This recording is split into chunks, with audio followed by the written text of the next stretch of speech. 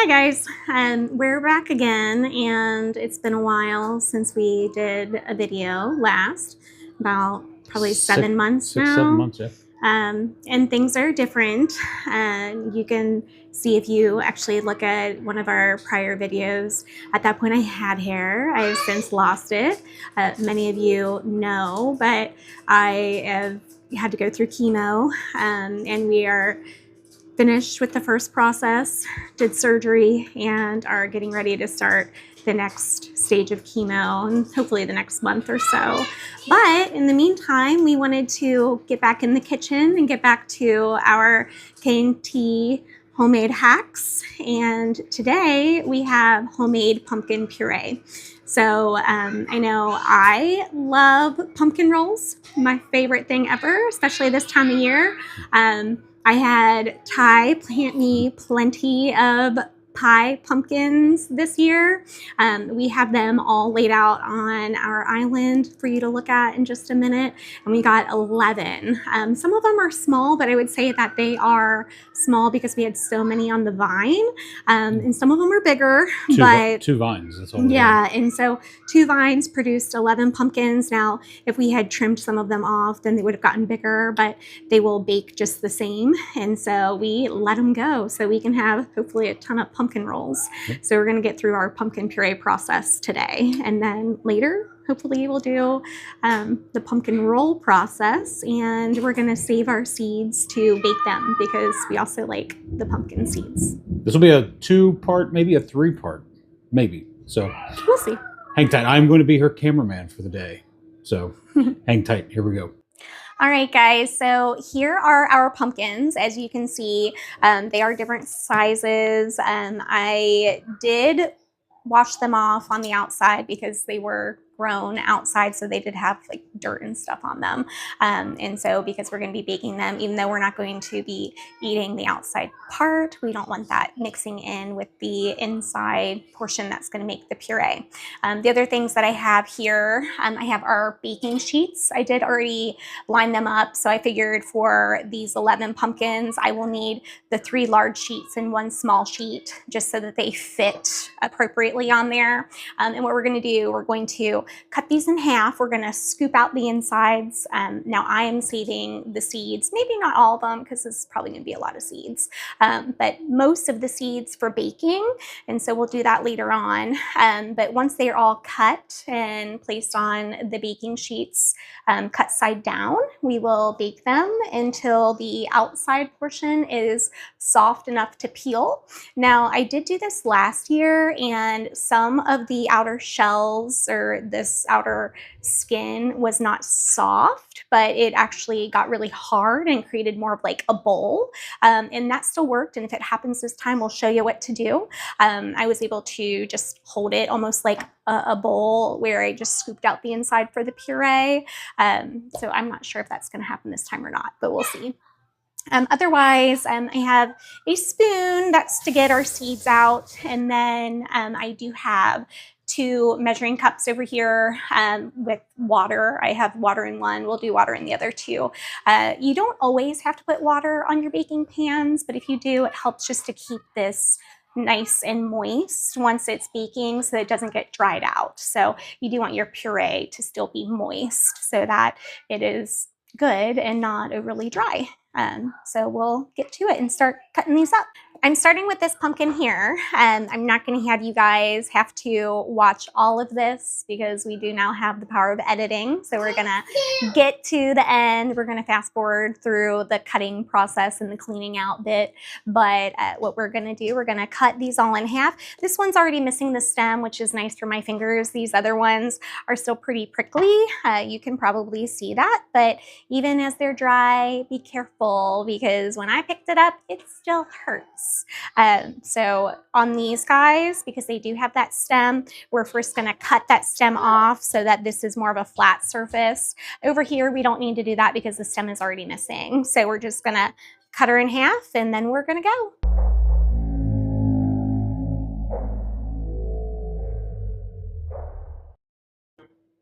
All right, so once we have our pumpkins cleaned out, they should pretty much look like this. Oh, I forgot to mention the kids are in the background in their playroom, so we might have some interruptions. The cleaning out of the pumpkins actually is a good opportunity to include your children if you want to. I chose to not do that just because I prefer to not have a giant mess in my kitchen if I can avoid it, but it is a good opportunity to include them if you want to do so. I did promise Grayson he could help with the pumpkin seeds. So far, this is just from 2.5 pumpkins, and we still have, or 2.5 halves of pumpkins. We still have the rest of these to go. This part is going to take the longest amount of time outside of the actual baking portion. There is another hack that we tried. It did help a little bit.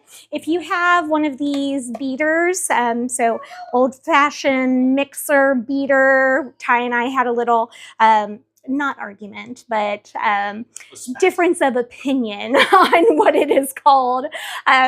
So when I was just using the spoon to clean out the inside, it was a little hard, a little tough. This was the one that I started with, and you can see it is scraping the bottom, but a lot of this stringy bit, the kind of pulp that's in there that holds onto the seeds, really was kind of fighting and holding on to it. So if you take one of the beaters and if you put it on the inside, it is messy because when we tested this out, I had seeds fly at me and little bits of pumpkin, and you can see we have the pumpkin pulp like wrapped on this beater end. So it's not a mess-free process, but it did help so that we could clear out the insides a little bit faster. And then afterward, I took my spoon and scraped until we didn't have any of the stringy stuff left. So we're gonna show you that real fast on the one that I already started. And then after that, we're gonna try to power through the rest of these. See, just kind of pushing it right up against there. It's really collecting all this. I have little Riley there in the background. Hopefully I don't fling any pumpkin at her. Let's see. And that actually looks like it worked pretty nicely. So that's all kind of collected there. And now it's really easy to scrape that. And so this stuff I'm just tossing in the trash. There are still some pumpkin seeds in there. If you really, really want every single pumpkin seed, you can go through and rinse that off or put it in your colander strainer basket. I don't care about them because I have all these seeds to go. So we're putting in the garbage. All right, we have everything pretty well cleared. We are working on our last half of pumpkin. I am letting Grayson help because he wanted to, and he loves the pumpkin so much. He actually got really upset when we started cutting them, but once he realized that we were going to make a cake with them, then he was more okay with it. But he does want to help clear the seeds. You got your spoon? Mm-hmm. All right, you know what to do? Just like that. Ready?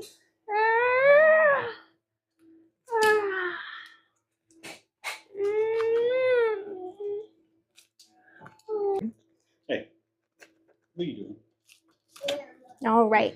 Now the rest of this we're going to throw away. So mommy's going to do this part because this part's really hard, okay? All right, so all the pumpkins are cleared out. Grayson did his, and we already did a little overview of them. So before I said the stringy stuff was the pulp, I was wrong on that. This is actually the pulp. So this is the meat of the pumpkin. The stringy stuff, also known as pumpkin guts, is actually called endocarp, but endocarp truly is the stringy, like slimy stuff plus the seeds. We saved the seeds. This one has a little bit more of that stringy endocarp stuff in there. The reason we did that is when we were scraping these out, and it actually took quite a long time, about an hour to do all of these, and that was with both of us doing it, and that was with using our little handheld blender hack. I don't know that that really made a huge difference, so to each your own on if you're gonna try that or not. I feel like using a good metal spoon did just as good. You do have to be a little firm with it. So once Grayson got his seeds out, I had to go back through and do it myself to get the rest of it out of there. But what we learned was that the stringy stuff is actually edible, and that can be used in place of the pulp for making puree. And so since you can technically eat both of them, and I'm making a pumpkin puree, I said, why the heck not? So why are we going to go through all this extra work if it is edible and if we can actually consume it and it's going to be the same? So now we're going to put it on our tray. Again, we're going to do that face down. So like this one's a little bit taller, so we're going to put him long ways so that hopefully his friend over here can sit over to the side. We're going to put a little one kind of in the middle. I think the way it worked out was that we had 2 little ones for each big pumpkin that we had, and that just made the trays more even. The reason I did that is because I wanted them to bake as evenly as possible as far as taking the closest amount of time while in the oven. Once you have this ready, it's going to take about 30 up to 60 minutes depending on your oven. With these guys, I'm going to say if they were all little tiny guys like this, probably would be 30 minutes. But because this one is a little bit bigger and we have it mixed, I'm going to guess it's probably going to be about 45 minutes in our oven. Our oven does tend to cook a little bit faster a lot of times. So again, use your discretion when you're doing your own, but when you know it's ready, this is going to be golden, and you can either take a fork and try to puncture it, and it should be nice and soft and tender, and poke with the fork very easily. Or in the case of where it might turn hard, it's not going to poke, but in that case, I would just check one of the other ones, because when I did that last year, it was only like one of the tray of pumpkins that did it that way. So if that happens this time again, we'll show you. But on this tray, we're going to add about a cup of water. And again, that cup of water is really just to keep those pumpkins nice and moist. I have 2 cups here. I'm going to just kind of measure out 1 cup. And then once I get to the smaller tray, I don't know if that smaller tray will actually hold a full cup of water. So that might end up being like 3/4 of a cup. And you can see here that it's not swimming in water. It's just giving enough just to kind of steam and to keep those pumpkins nice and moist. And we will see this once it's all done. Okay, I'm going to put these in the oven now. I am using my oven mitts because I actually have to pull out the trays since we're doing 2 of them. On here, I'm going to have to do this in 2 batches because I'm going to end up with 4 trays, and there's no way I can fit all 4 trays in the oven at once. So I'm going to time this for about 45 minutes. So we'll do a check then, and if they're not ready, we'll just cook it a little bit longer. Ooh, go back in. All right, and then we will see how the skin peels. All right, these are our pumpkins with the skin peeled off. They all peeled pretty nicely. I did use the fork to help. You can see the smaller ones are kind of like in their shape like that. We're going to put some of these in the blender, and then the other ones are going to be in the food processor. I don't know if we're going to be able to put all of these in here at one time, so we'll see. But then we'll also have a compare when we're done doing the blending and the processing. And so part of the reason why we're doing this comparison was, 1, I didn't think I'd have enough room. And then 2, I know not everyone has a food processor. I didn't have a food processor until last year. And so last year was my first year using it, and it was nice. But before that, I was either blending things by hand or using the blender. And so either a stand mixer is fine, or the little handheld mixer that we use to help get that stringy stuff out. That's another option if you don't have these available.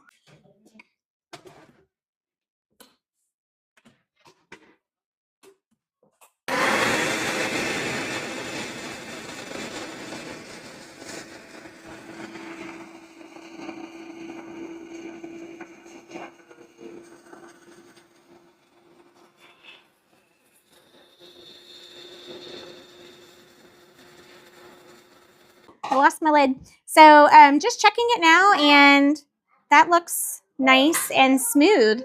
I don't really see any chunks. I'm sure there are still little bits of chunk. And then also just a tip, because I did this last year, don't try this plain. This is just pure pumpkin puree, and pumpkin needs some help from some sugar and spices so that it is good to eat. This is different from pumpkin pie can because that has all the seasonings and sugar in it. So we'll get to that later on. All right, so now for the blender. I'm gonna turn it on, and I think on these options, I don't know, I have low, medium, high, and pulse, and I'm probably gonna do the smoothie button. We'll see what happens, and this is gonna do that off and on its own, and if that seems to not work, we're gonna change it to one of the other ones. All right, let's check it. Might be hard to see in there, but they're way down in there. It looks like it's pretty smooth. I'm not gonna put my hand down there because these blades are really sharp. There are some bigger chunks up here just because that blender threw those up. So if you want that to be processed and mixed in with it, I would just get like a little rubber spatula or something to push it down in there and then hit blend again. This is the one that was from the food processor, and it looks like it is pretty smooth. There is maybe a little tiny bit of texture. And then this is the one that came from the blender. Also very smooth. I really don't see many of those chunks. It's kind of like just this little teeny bit that's on the side there. So I don't think that's going to be a problem. One thing that Ty noticed is that there's a little bit of a difference in color. You can see that the one is lighter and the other is a darker orange. Not sure why that is, whether it's because we had more of the pumpkins in the one that was with the blender, or if it was just because some of them might have a little bit of a difference in color with how they baked. But whatever it is, both of these are going to be good homemade pumpkin purees.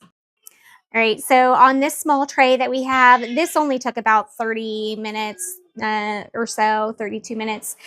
These three peeled off nicely. This one, I mean, I'm picking the whole thing up and it's kind of having a little wrinkle there. I could use the fork to do that, but I'm still going to end up scraping it out. So this is kind of more similar to what I was saying that happened last year. So I'm actually holding it, and as I'm putting pressure, it's actually separating. So I'm just using the spoon, and it still is very hot. So you could always wait a little bit longer and do this when it's not so hot so you don't burn your hand. But I'm holding it kind of like this is a bowl and just scraping the inside out, and it so far is working pretty well. So I'm gonna time out though so I can put an oven mitt on. So, and I am kind of squeezing a little bit. That is kind of helping to separate it just a little. And this one is a little bit more firm than the others. I don't really know why, because they were all pairs. So this one was the other half of one of these. This one maybe didn't have as much water or something, but there was a lot of water up under it when I lifted it. So again, I'm not sure why this happens. And this one is actually kind of a little softer than the one last year. I'll see if I have a picture of that one from last year that we can plug in. I may not, but anyway, this does seem to be working, and it is peeling away nicely, but again, hot and messy. All right, this is all of our pumpkin puree. We did have to mix a little bit, but it's all gonna go to the same place when we're baking, and it's not gonna make a difference. It's all perfectly smooth enough for that. You can also use it for a ton of different things. You could use it for pasta if you wanna do that, or a soup. Lots of different things, but I'm a dessert type of girl, so I'm gonna do pumpkin rolls, pumpkin muffins, maybe a pumpkin bread, anything that can help me to sneak veggies, and technically it's a fruit, into my kids. That's what I'm doing. So this one was 2.5 quarts. This is 4 quarts. So that is 6.5 quarts of pumpkin from our 11 pie pumpkins. So this pumpkin puree video is going to be coming out tomorrow night around 6 o'clock. And then we will have a part 2 that's going to go over how to make those pumpkin rolls. I'm not going to do all of the pumpkin rolls because from my experience last year, it only took a little bit each roll. So about 2 cups worth for each one. So we have a lot that we can do here. You can also freeze this and store it for later use if you want to. So stay tuned for part 2.